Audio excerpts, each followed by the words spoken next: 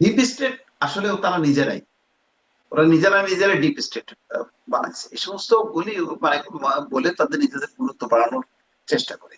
আপনার মনে আছে ধর্ম উপদেষ্টা, আমার নামটা মনে নেই, তিনি কিন্তু বলছিলেন যে আমরা বাকি মেয়াদটা পূরণ করতে চাই। হ্যাঁ, কোন একটা বলেছিলেন। অনুষ্ঠানে তিনি কিন্তু বলেও ফেলছিলেন। হুম। এবং বাকি মানে মেয়াদ না, তাদের আরো লম্বা মেয়াদ। তাদের একটা ছিল যে একটা সংস্কার, বিশাল একটা কাজ করতে হবে।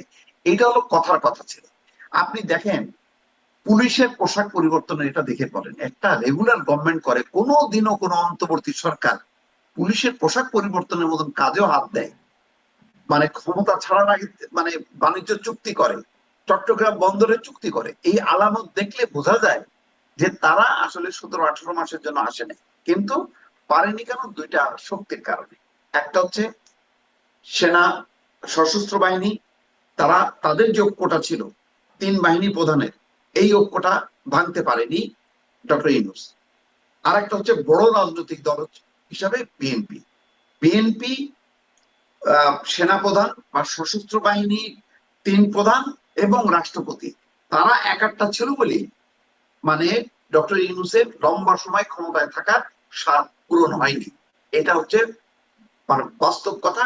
আমি আজকে যে কথাটা বললাম, এখন তো বিএনপি মুখ খুলছে আস্তে আস্তে, দেখবেন এই কথাগুলো বিএনপি বলবে, যেটা এখন আমরা বলছি। এখন অনেক কথা কিন্তু আমরা আগে বলছি, যে কথাগুলো আজকে সালাউদ্দিন আহমেদ পার্লামেন্টে বলছে, আমরা কিন্তু সেই কথাগুলো গত মানে প্রায় 1 বছর ধরে বলে আসতেছি, যে এই যে আউট অফ পার্লামেন্ট ঐক্যমত্য কমিশন করে লম্বা সময় নেওয়া হচ্ছে, নির্বাচনটা পিছানো হচ্ছে, এতে দেশের বিপর্যয় হচ্ছে, এইটা বিএনপির মত না।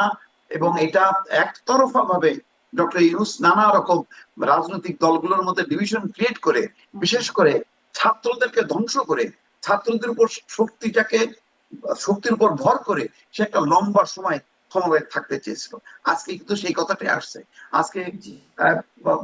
আপনার আন্দালি পার্থ কি বলছে, যে আপনারা জামাতের প্রতিনিধি হেন না, আপনারা জেনজির প্রতিনিধি হন, জামাতের প্রজন্ম হেন না, জেনজির প্রতিনিধি হন। এই কথাগুলি কেন আসছে? কারণ এইগুলো হলো জামাতের নানা রকম উইং।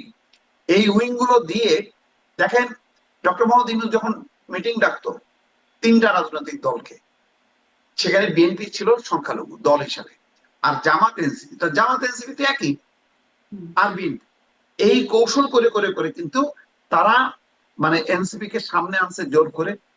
এবং এই নির্বাচনের এই ঐক্যবদ্ধভাবে নির্বাচন করারও এই উদ্দেশ্য ছিল, যে কোনোভাবে যদি এই শক্তিটা জিতে যায় তাহলে ডক্টর মোহাম্মদ ইউনূস প্রেসিডেন্ট হবে এবং তারা রাষ্ট্র চালাবে এবং তারা তাদের মতন করে এখনো কিন্তু 72 এই সংবিধান আলোচনাটা আছে, ছুঁড়ে ফেলে তারা জনাব এই কাজ। মোস্তাফিজুর। এখনো কিন্তু এই আলোচনাটা আছে যে যেমন করে ডক্টর খলিল হয়ে গেলেন পররাষ্ট্রমন্ত্রী, ডক্টর ইউনূস মানে সেই লন্ডন বৈঠকের দুজন, তারা আসলে আবার তাদের কোনো কোনো জায়গা রয়ে যাবে কিনা, ডক্টর ইউনূসও রাষ্ট্রপতি হবে কিনা, এই আলোচনাটা মাঝখানে শোনা গেছে। কিন্তু আনিস আলমগীর, আপনি যদি এই বিষয়ে বলবেন নিশ্চয়ই। সাথে সাথে যে প্রশ্নটা জনাব মোস্তাফিজ বলছেন আপনার কাছেও শুনতে চাই। শুধু তো পুলিশের পোশাক পরিবর্তন না, চেষ্টা ছিল সেই সময় সংবিধান পরিবর্তনের বিষয়টা আছে, এমনকি দেশের নাম পরিবর্তনের বিষয় ছিল, আলোচনা উঠেছিল জাতীয় সঙ্গীত, মানে অনেক কিছু পরিবর্তনের একদম রিসেট বাটন, যেটা বলেছিলেন যে অনেক কিছু শেষ হয়ে যাবে, হয়তো বা পুরনো হয়ে যাবে, পরিবর্তন হয়ে যাবে, সেরকম অনেক কিছু প্রচেষ্টা ছিল। কিন্তু শেষ পর্যন্ত এসে মানে শেষ হয়ে যাওয়ার পরে, অন্তর্বর্তী সরকারের মেয়াদ শেষ হওয়ার পরে যে ডিপ স্টেট কথাটা আমরা শুনছি, যে তারা চেয়েছিল 29 সাল পর্যন্ত থাকতে, রূপরেখা দিয়েছিল, কিন্তু তারা কারা সেটি আমরা কিন্তু জানতে পারছি না। এটিকে আসলে একরকম চেপে রেখে রেখেই রাখা হবে, আমরা কি আসলে জানতে পারবো না যে তারা কারা? ডিপ স্টেটের নাম আমরা শুনেছি, হাতি হত্যাকাণ্ডের পেছনেও নাহিদ ইসলাম বলেছেন যে ডিপ স্টেট, এখনো তারা মাঝে মাঝে ডিপ স্টেটের কথা বলছেন। ডিপ স্টেট কারা এটা আমরা কি জানতে পারবো কখনো?